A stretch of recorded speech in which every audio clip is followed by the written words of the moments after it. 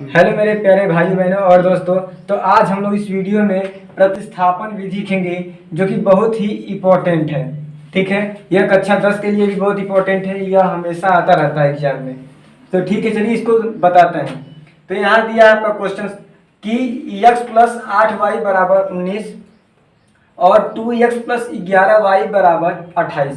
इस प्रकार से आपका एक समीकरण निकाय दिया हुआ है और इसे हमें प्रतिस्थापन विधि से हल करना है। ठीक है दोस्तों, तो चलिए इसे हम हल करते हैं। तो हल करने के लिए हम इसे क्या करेंगे कि इसको हम फिर एक बार उतार लेंगे, x प्लस 8y बराबर 19 और इसे हम लोग समीकरण नंबर 1 मान लेंगे। यह नियम होता है कि हमें समीकरण नंबर 1 मान लिए। अब इस दूसरे वाले को ले लेते हैं, 2x plus 11y equal to 28 मतलब 28। इसे क्या मानेंगे दोस्तों, समीकरण नंबर 2 मान लेंगे। ठीक है, और हमारे पास समीकरण 1 हो गया और समीकरण 2 हो गया। और प्रतिस्थापन विधि का रूल होता है कि हम किसी एक समीकरण को या किसी दूसरे समीकरण को लेकर हल करें।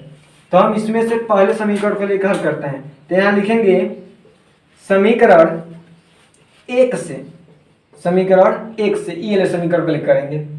ठीक है, समीकरण 1 से हल करेंगे। तो यहाँ समीकरण 1 में क्या है हमारे पास है कि यहाँ से हम किसी का x का या y का वैल्यू ज्ञात कर लेंगे। तो यहाँ से हम चलते हैं x का मान निकालते हैं। तो x बराबर क्या होगा, 19 a हुआ, यह प्लस में है और बराबर के जब a लेंगे आएगा ही तो यहाँ पे हो जाएगा -8y। ठीक है दोस्तों, इस प्रकार से हो गया x बराबर 19 -8y और इसको हम लोग समीकरण नंबर 3 मान लेंगे। ठीक है, इसे हम लोग क्या करेंगे, समीकरण नंबर 3 मान लेंगे। अब जो हमारा समीकरण 3 आया है, इस समीकरण 3 को हम लोग समीकरण 2 में रखेंगे। तो यहाँ लिखेंगे समीकरण 3 का मान, समीकरण 3 का मान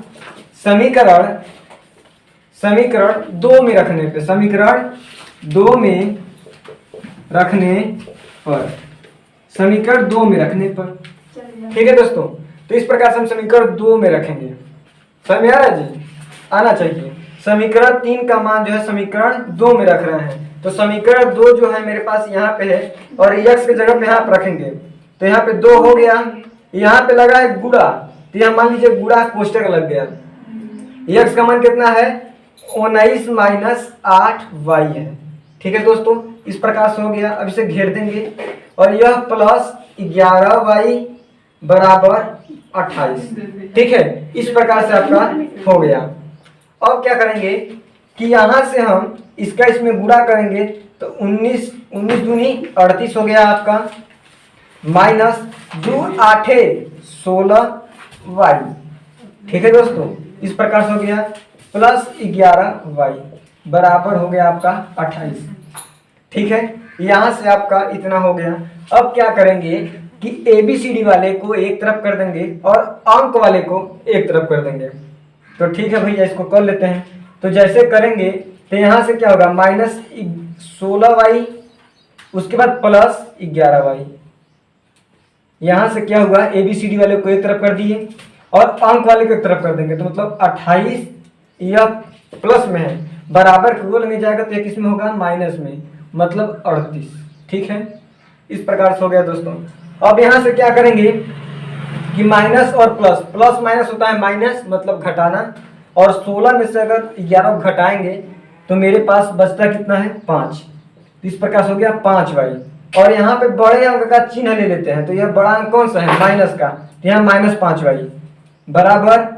और 28 में से तो 38 घटेगा नहीं, तो हम लोग 38 में से 28 को घटा देंगे। 38 में से 28 को घटाएंगे तो 8 में से 8 गया 0 बचा, और यहाँ 3 में से 2 गया 1 बचा। अब यहाँ पे इसका भी क्या करेंगे जी, बड़े वाले का चिन्ह हम ले लेंगे और बड़े वाले का जो चिन्ह है वो हम माइनस का है तो माइनस ले लेंगे। ठीक है दोस्तों, तो यहाँ से हम माइनस को माइनस से हम काट देंगे। तो यहाँ से मेरा अब क्या होगा देखिएगा, अब यहाँ से मेरे पास 5y बराबर 10 बचा। तो यहाँ से अगर y का मान ज्ञात करें तो मेरे पास 10 है और यह गुणा में है। तो यह गुणा से ये लेंगे आएगा तो किसमें होगा, बराबर को लेंगे भाग में, तो यहाँ हो जाएगा आपका 5। ठीक है, अब इसे काटेंगे तो 5 से कम 5, 5 दूनी 10।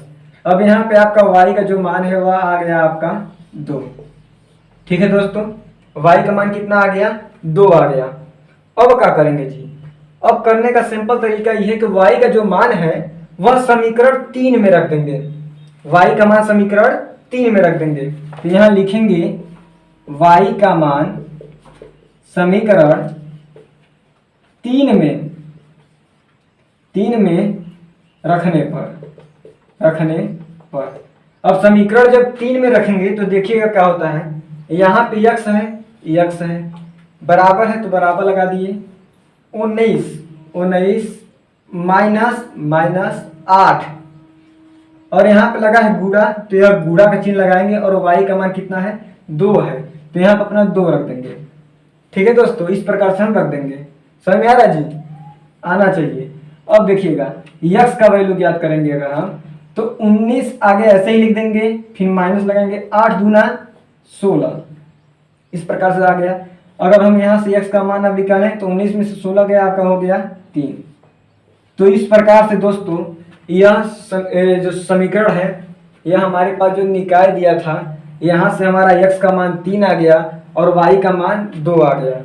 तो इस प्रतिस्थापन विधि को हल करने का सिंपल तरीका यही होता है कि हमारे पास 2 समीकरण दिए होते हैं, हमें किसी समीकरण को ले ले, चाहे 1 को ले ले या 2 को। इसे समीकरण 1 से किए हैं, यहाँ पे हम समीकरण 1 से जब किए हैं तो यहाँ से x वाले को x का मान ज्ञात करे हैं और y वाले का एक तरफ कर दिए हैं, और उसको करके हम समीकरण 3 मान लिए हैं।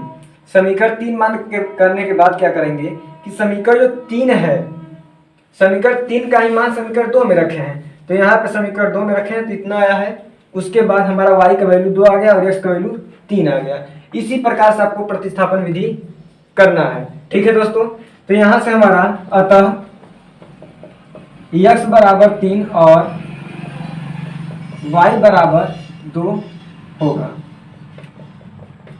तो इस प्रकार से आपको प्रतिस्थापन विधि हो गया। तो दोस्तों आप लोगों के लिए यहाँ पे 2 प्रश्न है, इन दोनों प्रश्न को हल करके आप लोग इसका आंसर हमें कमेंट बॉक्स में जरूर लिख करके दीजिएगा। तब तक के लिए मिलते हैं एक ऐसे ही नए वीडियो के साथ, और वीडियो अगर अच्छा लगा हो तो वीडियो को लाइक कर दीजिएगा और हमारे चैनल को सब्सक्राइब कर दीजिएगा। तब तक के लिए जय हिंद।